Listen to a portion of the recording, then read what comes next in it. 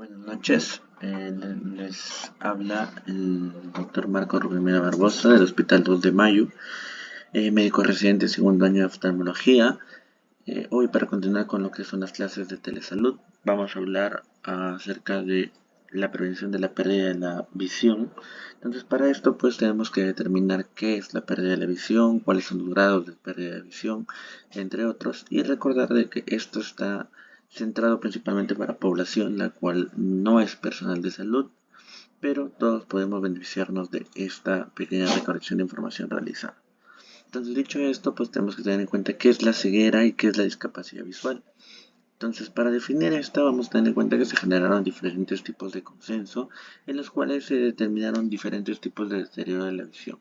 Como conocemos y vemos en esta tabla, existen lagunas visuales desde lo que es el 20/20, que es el promedio normal que deberíamos tener todas las personas, hasta la parte superior, que estamos hablando de un 20/200, un 20/400, un cuenta dedos, o movimiento de manos, un NPL o un PL. Entonces, teniendo en cuenta esto, vamos a ver que la agudeza visual normal, lo vuelvo a repetir, va a ser de 20/20 a 20/30.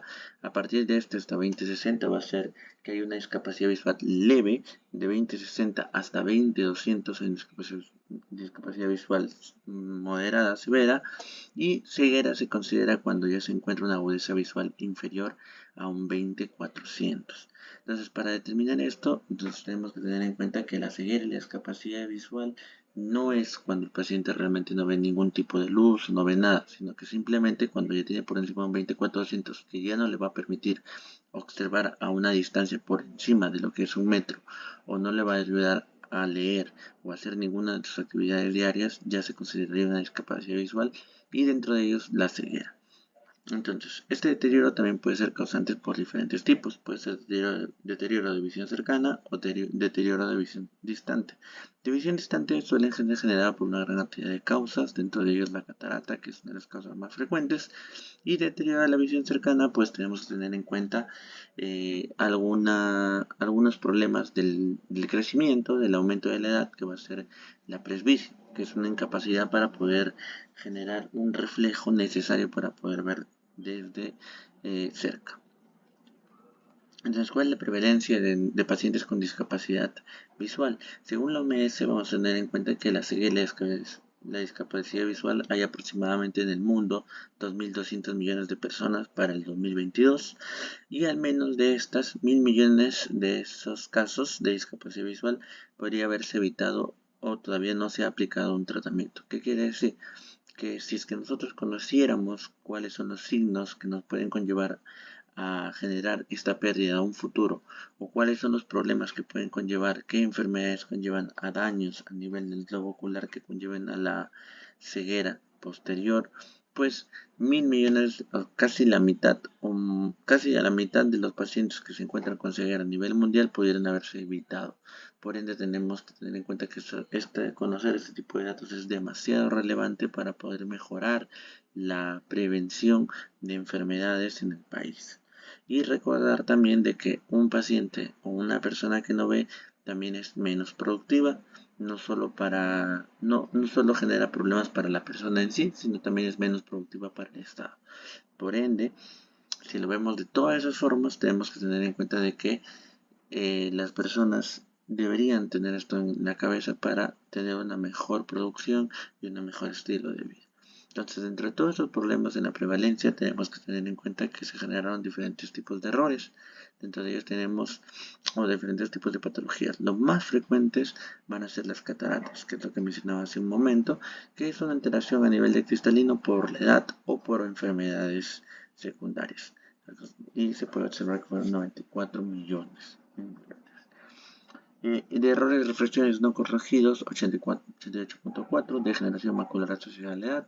También tenemos lo que es glaucoma, y también tenemos una enfermedad que está avanzando, que es la diabetes, conllevando a retinopatía diabética. Entonces, como ya lo he mencionado, hay diferentes causas.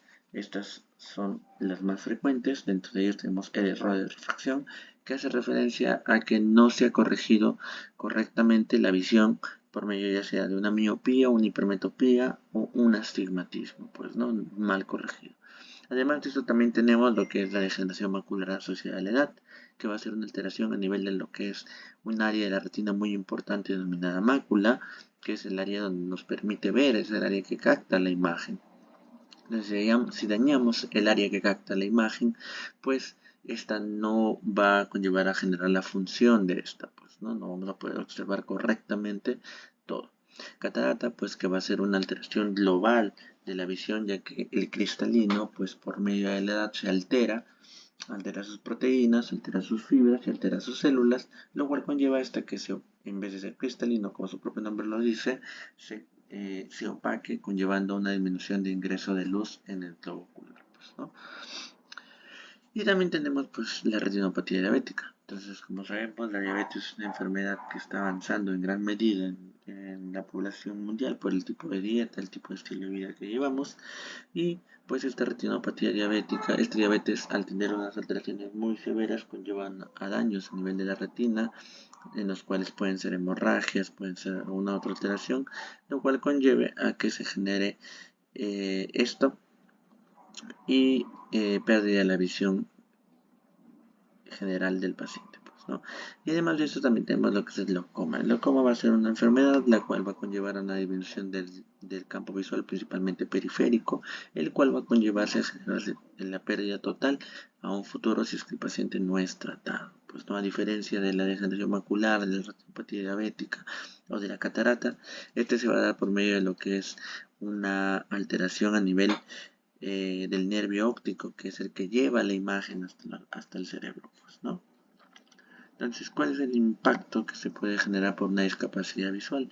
En primer lugar, pues si vamos a los niños o también los adultos, tenemos que tener en cuenta que va a conllevar a tipos de retrasos en lo que es la formación y el crecimiento, ya sea social, ya sea intelectual, ya sea general del paciente, ya que al tener la incapacidad de poder observar, pues se va a quedar atrás a comparación de otro tipo de personas. Pues a raíz de esto van a poder generar problemas también personales, en los cuales pueden haber depresión y ansiedad. Y si hablamos de las personas adultas, tenemos que tener en cuenta que va a conllevar a un riesgo, a un mayor de riesgo de traumatismos, ya que al no poder observar puede haber mayor cantidad de caídas, conllevando también a daños y morbilidad en los pacientes. Y si no hablamos de los pacientes, pero si hablamos a nivel estatal, a nivel de estrategia sanitaria y estrategia económica, una persona que no produce porque tiene una discapacidad visual, pues genera mayor cantidad de gastos anuales de lo que produce en el año. Pues no, entonces todo esto es importante, no solo para el paciente, sino también para el Estado. Entonces deberíamos tener mayor en cuenta en ese tipo de prevención. Entonces, dentro de ellos, para hablar un poco de las causas ya mencionadas, la prevención del daño, ¿cómo podemos prevenir cada una de estas enfermedades que son frecuentes? Del daño ocular. Pues si tenemos un paciente con diabetes, pues tenemos que tener un paciente con diabetes mellitus en la cual tiene que tener una glicemia óptima. Recordemos que esta debe ser por debajo de 140 y si puede ser inferior mejor. La hemoglobina glicosilada por debajo de 6.5. También no solo la diabetes, sino también la presión arterial, ya que esta puede conllevar alteraciones a nivel de la retina. Una buena presión arterial, siempre tener una evaluación renal, ya que esto puede engravecer lo que es la parte de la retinopatía diabética, y tener en cuenta lo que es el examen del fondo de ojo regular. Y para tener una idea, si es que usted es un paciente diabético, el cual le han dicho que tiene que hacerse un control, mínimo un paciente diabético que no tiene ninguna alteración, desde su primer día de diabetes tiene que controlarse al menos una vez al año con el oftalmólogo para un fondo de ojo. Y si en caso le han dicho que ya cuenta con retinopatía diabética, ya sea leve, moderada o severa, pues estos tiempos se acortan. Siendo de la capacidad o severa, ya necesitan necesidad de tratamiento láser, lo cual también conlleva a gastos, los cuales pueden ser prevenidos. Otro también que podemos ver en nuestros países, ya que hay una gran cantidad de pobreza, es la dificultad para tener nutrientes en los pequeños. Dentro de ellos se genera lo que está denominada la hipovitaminosis A.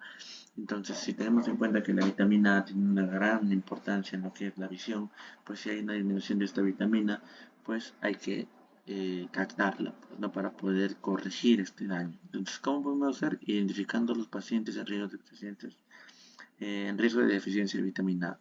Estos pacientes van a ser pues los pacientes que presentan mala nutrición, pacientes que tienen un mal problema. Y dentro de los diagnósticos pues tenemos ceguera nocturna, manchas de Bitot y queratomalacia. El tratamiento pues es la reposición de estos nutrientes. Otra cosa también a tener en cuenta es la detección temprana de problemas oculares tratables, como el glaucoma. Si lo que es un glaucoma es detectado a tiempo, con tratamiento médico es suficiente para que el paciente pueda hacer su vida normal sin riesgo a perder la audición. Y pues que necesitamos con estos pacientes es una tonometría tranquilamente cada cierto tiempo, depende de la gravedad del problema, y la valoración de lo que es el disco óptico para determinar los problemas de glaucoma, ya que esta enfermedad es una de las causas más importantes de pérdida visual evitable en el mundo. Y para que el tratamiento sea eficaz, la enfermedad debe tener una temprana. Entonces, además de esto tenemos la opacificación del cristalino. Esta es la causa, una de las causas reversibles más importantes de la pérdida de visión o de discapacidad visual.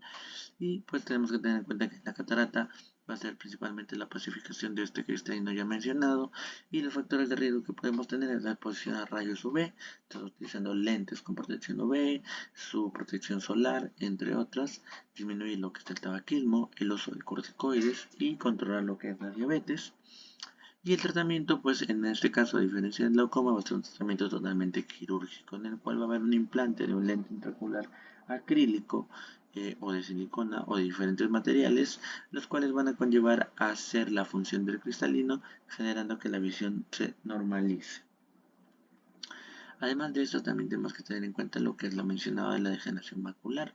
Esta es una imagen de lo que ya mencionaba, la macula en la parte central con drusas, que le llamamos nosotros, que son lesiones a nivel de lo que es la retina, conllevando una enfermedad degenerativa de la mácula que provoca una disminución progresiva de la visión, pues, ¿no? Entonces, su principal factor de riesgo modificable va a ser el dejar el tabaco. Y el tratamiento suelen ser inyecciones intraoculares de un medicamento denominado anti-VEGF, que es el medicamento que se encarga de disminuir la formación de vasos, y esto conlleva a la disminución del edema y alteraciones a nivel de la mácula. Y el otro tratamiento preventivo va a ser el uso de vitaminas, principalmente la vitamina A con zeaxantina, entre otros. La otra también a tener en cuenta es el error refractivo. El error refractivo, a pesar de que es algo muy simple de corregir, muchas veces a los pacientes no utilizan sus lentes correctivos o no quieren utilizar ninguna forma de prevención. Pero en resumen se va a dar ¿por qué?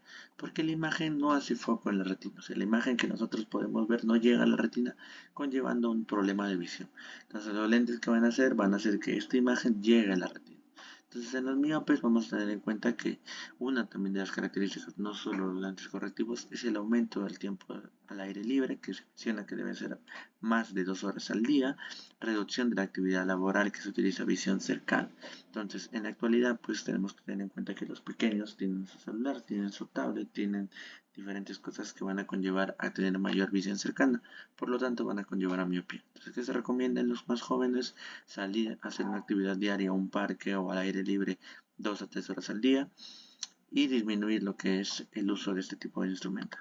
Y los tratamientos específicos van a ser el uso de gafas, lentes de contacto y en algunos casos de cirugía, haciendo cirugía refractiva láser.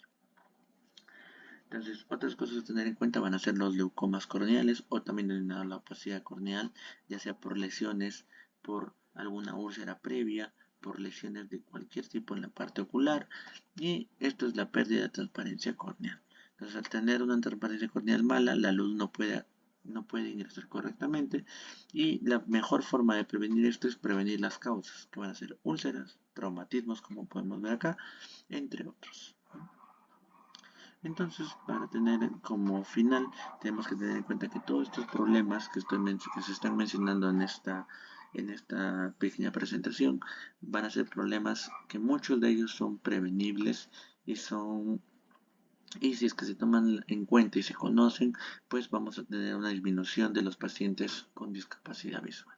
Entonces, como mencionamos, hoy en día hay millones de personas que viven con deficiencia visual o ceguera que podría haberse evitado conociendo toda esta información y acudiendo a su oftalmólogo con regularidad. Podemos distribuir la prevalencia, disminuir La prevalencia de patologías oculares prevenibles según la edad, región y residencia, y si modificamos los factores de riesgo de ciertas patologías ya mencionadas y prevalentes, podemos evitar también estos daños con un tratamiento oportuno para evitar llegar a la ceguera y también pues conllevar una mejor vida para todos los pacientes. Entonces, esperando que haya sido de ayuda. Gracias por su atención y hasta luego.